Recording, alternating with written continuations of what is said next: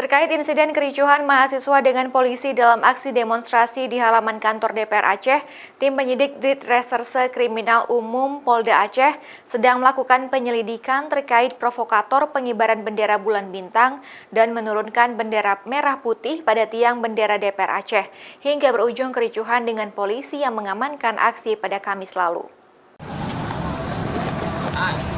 Aksi demonstrasi puluhan mahasiswa di DPR Aceh yang menuntut agar Undang-Undang Pemerintah Aceh dan seluruh butir-butir kesepakatan yang tertuang dalam MOU Helsinki segera direalisasikan, termasuk bendera bulan bintang dan lambang Aceh. Pada Kamis lalu berujung ricuh dengan aparat kepolisian, hingga satu orang anggota dewan pun mengaku ikut menjadi bulanan polisi.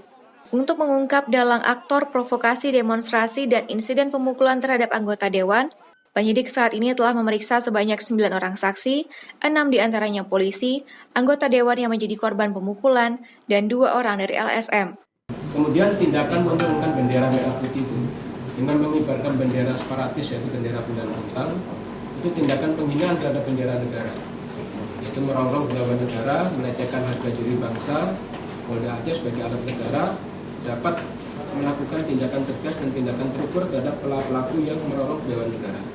Polda Aceh akan memproses hukum sesuai yang berlaku, baik terhadap oknum polisi yang diduga melakukan pemukulan anggota dewan, serta dalang provokator yang memaksa menurunkan bendera merah putih dan mengibarkan bendera bulan bintang pada tiang halaman kantor DPR Aceh yang terjadi Kamis lalu. Raja Umar, Kompas TV, Banda Aceh.